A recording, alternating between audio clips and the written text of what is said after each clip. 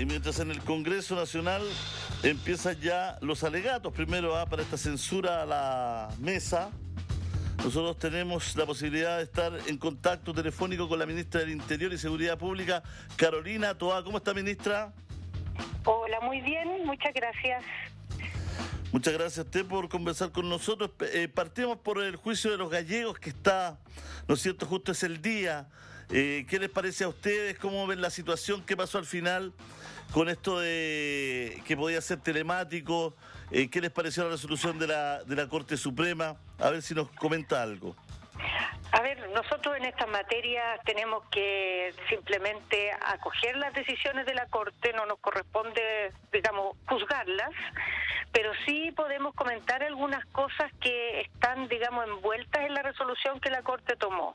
Ellos pidieron que se postergara el inicio del juicio para que se volviera a hacer la audiencia en que se discute la factibilidad técnica de hacer en modalidad online el juicio.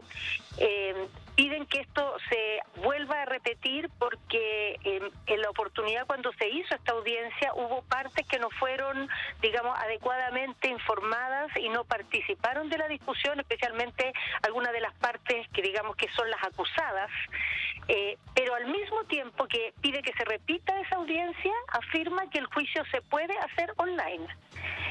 Repitiendo esa audiencia, se puede reprogramar la fecha y realizar el juicio online, que era una solicitud, digamos, que tenían varios de los intervinientes que tienen preocupación por las condiciones de seguridad en que vaya a realizarse esta etapa, digamos, de este proceso. Así que desde ese punto de vista hay una buena noticia, que se postergue, ciertamente inquieta porque todo el mundo quiere ya salir rápido de esto, pero bueno, es una decisión de la Corte, ellos lo habrán ponderado. Cuando se vuelva a hacer esta audiencia se podrá, digamos, escuchar a todas las partes y tomar la resolución, sabiendo que a la Corte le parece que una alternativa válida es realizar el juicio de forma online. Estoy tocando los temas del día antes de entrar al informe. Declaran culpable a Yaitul por delitos de seguridad del Estado. Si nos pudiera comentar, si bien es cierto, entendemos que no va a poder profundidad, pero por lo menos, ¿no es cierto?, comentar el hecho, digamos.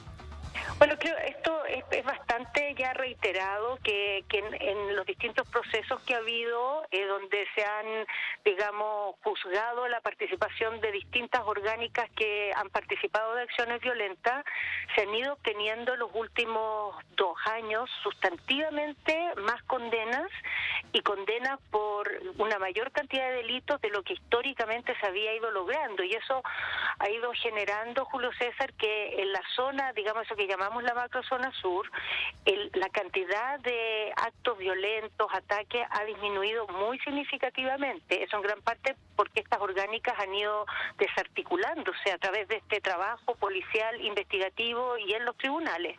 Ahora, respecto a la condena, solo sabemos por ahora el veredicto, todavía no sale la sentencia, digamos, o sea, no sabemos a cuántos años va a ser esta condena, pero el veredicto es bastante interesante porque nosotros tomamos una decisión cuando llegamos al gobierno. Esta causa se había originado el año 2020 en una querella que presentó en la época el gobierno de turno con ¿cómo se dice esto? Caratulado bajo la ley antiterrorista, y mientras estuvo el proceso por ley antiterrorista no se logró ni siquiera una formalización de Yaitul.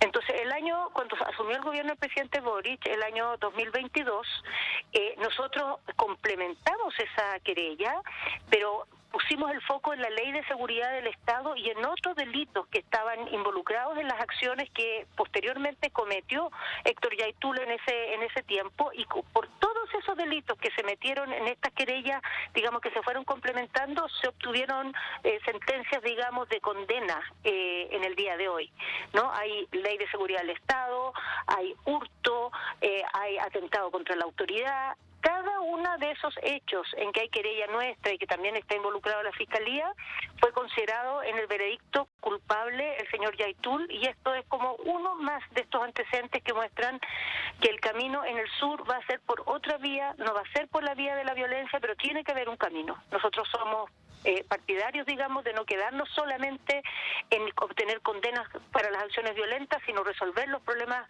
que hay en esa región y que han sido caldo de cultivo, digamos, para la violencia. Estamos trabajando también en esa línea, ¿no? En la Comisión por la Paz y el Entendimiento, en los programas de inversión, en todo el esfuerzo de seguridad que se ha estado haciendo en este tiempo.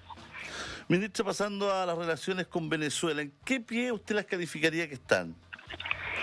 Bueno, creo que hay un momento decisivo, ¿no? Porque hemos tenido una expresión de voluntad muy categórica de parte del gobierno venezolano, lo han expresado sus autoridades políticas, las policías, la fiscalía, lo han expresado los dos viceministros que vinieron la semana pasada a la reunión que tuvimos sudamericana, y ahora eso se tiene que traducir en acciones, ¿no? Ahí hay dos personas que concretamente tenemos evidencia que participaron en el secuestro y en el homicidio del exteniente Ojeda y que después huyeron hacia Venezuela, que necesitamos que sean encontradas, en primer lugar, y detenidas.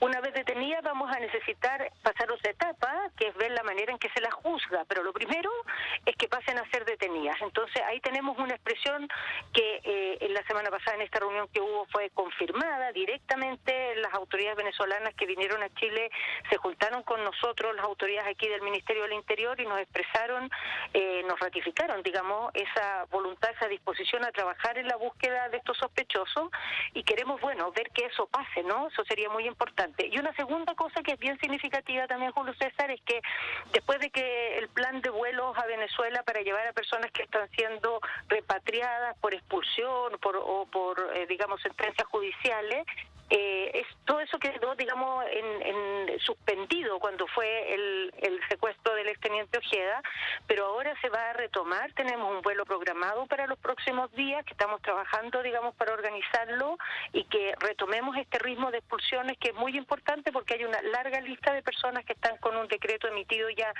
incluso hace muchos años sin que se ejecute, y en esto también requerimos cooperación de Venezuela para tener resultados.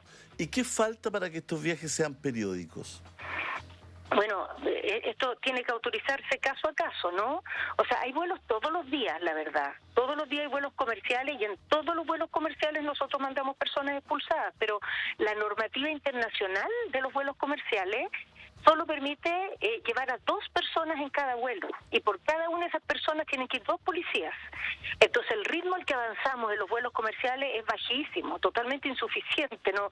Por ese camino, digamos, no vamos a llegar nunca a ninguna meta razonable. Necesitamos que se nos autoricen vuelos especiales, que eso es lo que pudimos hacer uno en el mes de enero antes del secuestro y homicidio del teniente Ojeda, y ahora tenemos programado otro y esperamos, bueno, el mismo día que parte este vuelo vamos a solicitar que se autorice un tercero, y así sucesivamente vamos a estar, digamos, permanentemente buscando generar nuevos vuelos, y necesitamos en cada uno de esos casos que Venezuela entregue una autorización, porque cada uno requiere un permiso especial, no se autorizan así en general, es uno a uno. O sea, imposible programar 3 vuelos mensuales, 4 vuelos mensuales, siempre, aunque sean más periódicos, siempre de uno en uno. Uno en uno. Uno en uno va a tener que ser, y bueno, si esa es la modalidad, nos vamos a tener a esa modalidad, pero vamos a ser insistentes. O sea, se parte un vuelo, inmediatamente se solicita otro, y así sucesivamente. Ahora, en paralelo vamos a hacer algo más, la verdad. No puedo adelantar mucho, pero un alguito puedo adelantar, y es que vamos a hacer una nueva modificación y fortalecimiento de la legislación en esta materia, para robustecer las capacidades, digamos, las competencias con que la autoridad puede desarrollar los procesos de expulsión, y también para tener una medida de mayor control de las personas que están con decreto de expulsión y todavía no se puede concretar la medida. No, hay muchas personas, por ejemplo, el otro día que fue el homicidio del teniente Sánchez, ¿no? Una de las personas que participó de este homicidio es una persona extranjera que está con un decreto de expulsión desde el año 2020, que no se ha podido llevar adelante por todas estas razones que he dicho antes, pero por 4 años ha estado en el territorio nacional circulando. Nosotros no sabemos dónde está, no sabemos dónde vive, Eso no puede ser. Tenemos que cambiar, mientras se ejecuta la medida de expulsión, tenemos que tener alguna forma de controlar los movimientos de la persona que está a la espera de que se ejecute esa orden de expulsión. Entonces vamos a presentar también una propuesta, digamos, legislativa para fortalecer las capacidades que hoy día tenemos, las competencias que nos entrega la ley en esa materia. ¿Qué cambió en la actitud del gobierno de Venezuela que se pudo lograr esto? ¿Qué pasó entre medio? ¿De qué nos perdimos? No podemos saber eso porque no estamos allá y no tenemos todas las herramientas, ¿no? Pero nosotros creemos que ha sido muy importante que Chile ha tenido una posición firme en esta materia. O sea que Chile ha sido consistente, y con eso no me refiero solo al gobierno, sino que hemos logrado una postura de Estado, en el sentido de que este crimen no lo vamos a dejar impune, que vamos a perseguir a los responsables donde quiera que vayan, y que aquí lo que está observándose en el mundo no es solamente cómo actuamos nosotros ante un crimen que sucedió en nuestro país, sino también cómo actúan otros países que pueden ser un factor de ayuda o de obstáculo a que esto se esclarezca y se sancione. Entonces los ojos están puestos también en esos países, en cómo se comportan en relación a este delito. Y yo creo que eso es algo que en el mundo en que estamos hoy, a todos los países les importa cómo la comunidad internacional los mira, los juzga y de alguna manera los legitima, digamos, en su compromiso con normas básicas de convivencia internacional, como es perseguir los delitos y particularmente los delitos de crimen organizado, ¿no? Yo creo que eso puede haber sido un factor. Ahora, los temas internos de la política venezolana no nos corresponde a nosotros analizarlo, pero nos parece sí valioso esta presión de voluntad, aunque ahora tiene que, digamos, traducirse en acciones y no quedarse solo en declaraciones. No ha hablado el presidente Boric con el presidente Maduro, ¿no? Si tuviera algo que reportar en eso, ya estaría reportado, Julio César. No, porque a veces estas conversaciones son más privadas, pero... Por eso mismo, si tuviera algo que reportar, ya lo tendría reportado. Ya que se ofrecieron... A eso me refiero. Se ofrecieron conversaciones, digamos. ¿Superado el impasse con Argentina, con la ministra Bullrich? Sí, nosotros lo damos por superado. Yo recibí una llamada, digamos, muy franca y muy clara de la ministra respecto a que, en fin, a sus excusas por haber expresado de esta manera este tema. Ella tiene preocupación por el tema de este grupo en la región. Vamos a conversarlo cuando esté acá, pero nosotros monitoreamos este tema por muchos días y lo hacemos con los organismos que son más, digamos, preparados y que le dan seguimiento más estrecho a un grupo como Hezbollah. Entonces tenemos bastante, digamos, seguridad respecto a que hoy día no hay elementos nuevos que hablen de una mayor presencia o inminencia de este grupo en nuestro país. Pero ciertamente siempre estos espacios de colaboración y de intercambio son bienvenidos, y bueno, ese día vamos a estar el jueves con la ministra Bullrich porque vamos a participar juntas en un debate, un foro en ENADE, y ahí vamos a tener oportunidad de tener también una pequeña reunión para conversar de varios temas respecto al crimen organizado y nuestras preocupaciones comunes de seguridad. Bueno, finalmente se suspendió. Lo que hablábamos al inicio, se suspendió. La segunda sala del máximo tribunal consideró que se vulneraron las garantías de los imputados al no entregarse en la audiencia la factibilidad técnica a las defensas. La información... Eso es lo que yo explicaba, sí. Eso es lo que yo explicaba. Se suspendió pidiendo que se repita esa audiencia, pero señalando que es válido hacer el proceso, digamos, el juicio que viene ahora de manera online. Pero una vez repetida esa audiencia y dándole plena información y dando la posibilidad de también entregar su punto de vista a las partes, digamos, acusadas. Eso es lo importante de esta información, ¿no es cierto? Se suspende porque no está esta garantía, pero no es que vayan a tener que ir a Arica todos los imputados, sino que finalmente se les tiene que otorgar esta garantía, que se pueda conversar, pero se sigue haciendo de forma remota. O sea, está autorizada la posibilidad de hacerlo de forma remota. El tribunal ahora tiene que reprogramar la fecha después de repetir esta audiencia que, según la Corte, no se hizo de la forma más apropiada en su oportunidad. Se presentó el segundo informe de homicidios consumados. A su juicio, ¿qué es lo relevante? Lo más relevante sin duda es que esta tendencia que iba de manera sistemática desde el año 2016 a la alza de los homicidios tiene un freno y tiene un retroceso, ¿no? El año pasado tuvimos menos homicidios que el año anterior y eso hacía mucho tiempo que no pasaba. Solo pasó en uno de los 2 años de la pandemia, lo cual no es significativo porque todos los delitos bajaron en la pandemia en todo el mundo, precisamente porque las personas estaban encerradas. Entonces, la verdad es que lo valioso de esto no es que se haya resuelto el problema de homicidio, no es que deje de ser preocupante el tema de homicidio, pero la tendencia al alza tuvo un freno y retrocedió. Y si somos, digamos, persistentes en esa tendencia, es decir, el año 2024 vuelve a haber una baja y eso lo logramos sostener en el tiempo, va a querer decir que le estamos doblando la mano, digamos, a esta oleada de criminalidad violenta que el país ha sufrido el último tiempo. Ahora, para eso hay que seguir trabajando, porque esto puede ser flor de un día o puede ser una nueva tendencia. Y nosotros estamos trabajando para que sea una nueva tendencia, ¿no? Y que de aquí en adelante, año a año, vayamos viendo cómo retrocede este tipo de delitos. A ver, uno entiende que hay mucho homicidio entre delincuentes. ¿Cómo se logra tener ese? Porque finalmente son ajustes de cuenta, o grupos narcos, o gente que, ¿no es cierto?, se ha robado, ha hecho una mexicana, etcétera. Distintas causalidades, porque de pronto no es normal que acribillen a una persona en un auto, no sé cuántos balazos los dejen a la orilla de un río, digamos, ¿no? O de un canal acá en Santiago. Entonces uno entiende que ahí hay toda una industria del homicidio que tiene que ver con los criminales.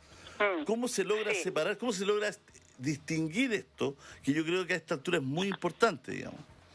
Sí, bueno, eso es muy importante y es parte del trabajo investigativo, ¿no? Es observando las condiciones en que se cometió el delito, especialmente cuando la investigación avanza y hay imputados, ¿no? Se logra reconocer cuál fue el móvil del delito, pero hay una cosa que es muy importante, que es cuando los homicidios se cometen entre personas que están relacionadas versus cuando se cometen entre personas que no están relacionadas.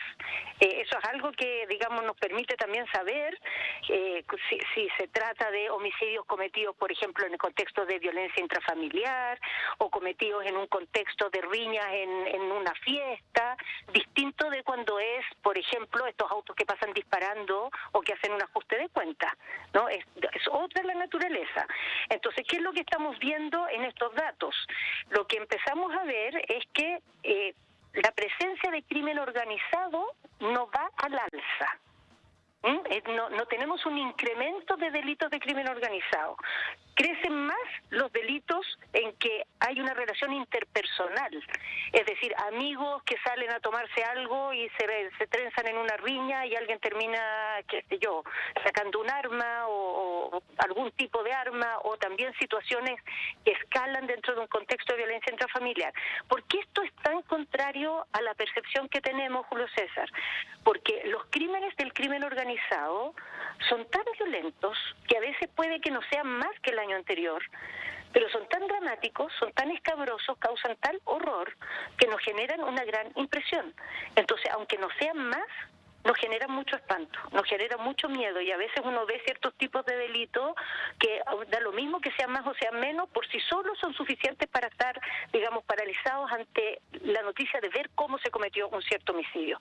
Pero si vemos la foto completa, tenemos que decir, no hay más homicidios que el año anterior, y homicidios ligados al crimen organizado levemente tienden más bien a bajar un poco y a subir los delitos, digamos, ligados a relaciones interpersonales. Esa es la evolución del año 2023. ¿Y por qué tenemos esta sensación de un país tan violento, con tanto crimen? Bueno, por varias razones. O sea, primero porque los homicidios desde el 2016 a la fecha se duplicaron. Entonces, el hecho de que estén bajando no quiere decir que ya hayamos vuelto a los indicadores que teníamos hace 8 años atrás. Todavía estamos lejos de eso. Esa es la primera razón. La segunda razón, que es muy importante, es que no es solo el número de homicidios, sino el tipo de homicidios. ¿no? Una cosa es un homicidio que de por sí es el delito más horroroso que se puede cometer, porque es arrancarle la vida a alguien y eso no tiene cura alguna posible. Sin embargo, cuando ese homicidio se comete, por ejemplo, despedazando a la persona, o aparece el cuerpo metido en la cajuela de un auto después de semanas de que se encuentra ahí, o cosas que, bueno, en fin, no quiero relatar las miles de historias, no, decenas de historias, no exageremos, espantosas que hemos escuchado. Eso causó una gran impresión, porque nunca habíamos escuchado ese tipo de delitos en Chile. Entonces, al verlos hoy día, claro que nos causa mucho miedo a todos, y eso es totalmente lógico y comprensible. Lo importante es que ese sentimiento lo acompañemos con la idea de que aquí estamos dando una pelea y hemos logrado un paso importante. Este año no lograron aumentarnos los delitos, no lograron aumentar los delitos de crimen organizado, y si seguimos por esa línea vamos a irle doblando la mano a esta tendencia que lleva un buen rato entre nosotros. Pero, ¿y cuánto tiene que ver en todo lo que hemos hablado a esta importación de delitos o de esta forma de asesinato? A ver, cuando uno ve, hoy día estábamos preparando el tema de NADE, el crimen organizado ha tenido un salto a nivel global en todas partes después de la pandemia. Algo pasó en la pandemia por el hecho de que estuvimos encerrados, cambiaron mucho los mercados de las drogas, cambió el funcionamiento de las fronteras, porque como las fronteras se cerraron, entonces todos los grupos que se dedican a cometer sus delitos a través de la frontera modificaron su modus operandi, modificaron sus estrategias y su manera de relacionarse con, digamos, bandas de otros países, su manera de hacer circular las armas, las drogas. Entonces, esto ha generado a nivel global un incremento del crimen organizado. Entonces, uno dice, ¿en Chile ha pasado esto? Sí, pero también ha pasado en Argentina, también ha pasado en Perú, también ha pasado en España, también ha pasado en Alemania, también ha pasado en Holanda. No sé si han estado viendo las noticias de Holanda el último tiempo. O sea, es una tendencia global.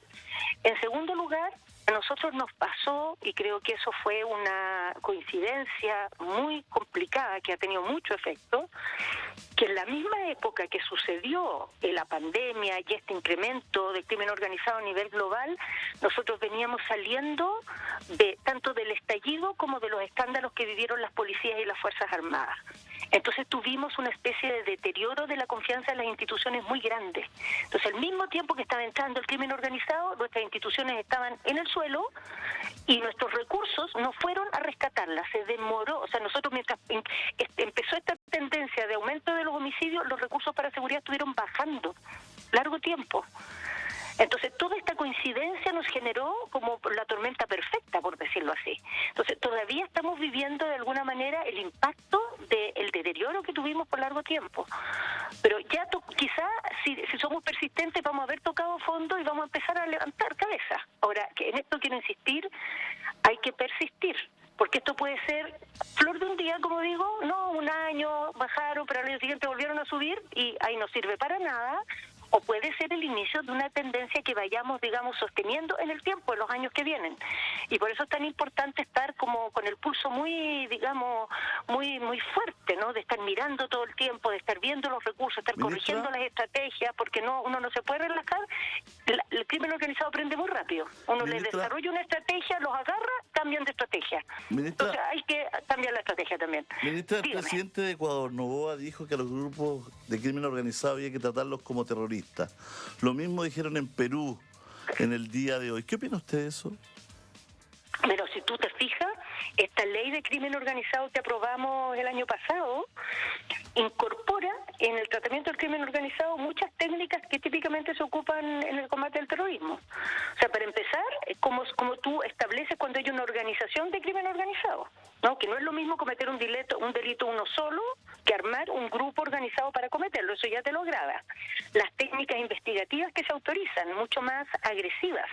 No, cuando hay una organización, de alguna manera se asume que lo que tiene al frente el Estado es un grupo más peligroso, con más capacidades, y por lo tanto para perseguirlo, investigarlo, hay que darle más poderes a las policías y a la fiscalía para poder, digamos, perseguirlo, identificar sus movimientos y atacarlo. Y lo tercero, la inteligencia. Porque en el combate a grupos organizados, el adelantarse, el entender sus patrones de comportamiento, el entender sus estrategias, en detectarlos antes de que cometan los delitos, es clave, y para eso la inteligencia. Entonces ahí también tenemos que aprobar el sistema de inteligencia del Estado y la inteligencia económica, que nos van a dar herramientas en esa dirección. Efectivamente hay mucha, digamos, similitud entre los comportamientos y las estrategias de los grupos terroristas y los de crimen organizado, y en realidad, si te fijas, en Latinoamérica la mayoría de los países han acuñado el término narcoterrorismo, porque en el fondo lo que dicen es que los grupos de crimen organizado no solo cometen delitos, sino que atacan al Estado. Atacan de alguna manera la sostenibilidad del Estado, de su institucionalidad. Y yo creo que tiene harta lógica eso. La manera de operar del crimen organizado va al corazón de la convivencia democrática y del funcionamiento del Estado. Muchas gracias, ministra. Le agradecemos su tiempo. Muchas gracias. Les agradezco yo también. Tenemos que Buena ir al jornada. Congreso. Muchas gracias a usted.